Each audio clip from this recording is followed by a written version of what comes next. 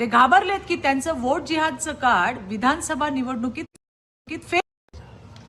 नमस्कार.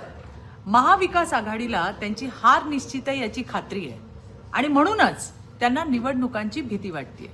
ते घाबरलेत की त्यांचं वोट जिहादचं कार्ड विधानसभा निवडणुकीत फेल गेलं म्हणून जनतेची दिशाभूल करण्याचा त्यांचा आटापिटा चाललाय. जर मतदार याद्यांमध्ये गोंधळ आहे तर तो गेल्या 25 वर्षांचा आहे. म्हणजेच त्यांनी सत्तेत असताना काहीच केलं नाही हे स्पष्ट होतंय. महाराष्ट्रातील अनेक मतदारसंघांमध्ये दुबार नावं आणि गोंधळ असल्याचे आकडे हे त्यांच्या काळातलेच आहेत.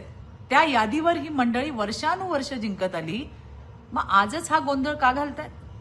लोकसभेत जिंकले तेव्हा विजय साजरा केला ना, पण जेव्हा जेव्हा पराजय होतो तेव्हा कधी ईव्हीएम कधी निवडणूक आयोग यांच्यावरती खापर फोडायला पुढे येतात.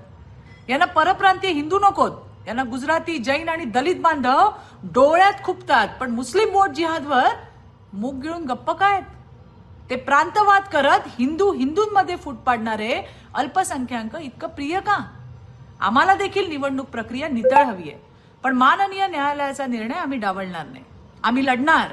राहिला प्रश्न यादी शुद्धीकरणाचा, तर आमचे बूथ कार्यकर्ते ग्राउंड लेवलवर पण काम करतील. आणि हो, SIR आहेच.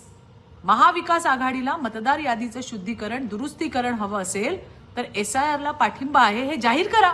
आहे का हिंमत? का फक्त नरेटिव्ह सेट करायचा, जनतेची दिशाभूल करायची, हाच तुमचा उद्देश आहे? धन्यवाद. जय हिंद, जय महाराष्ट्र.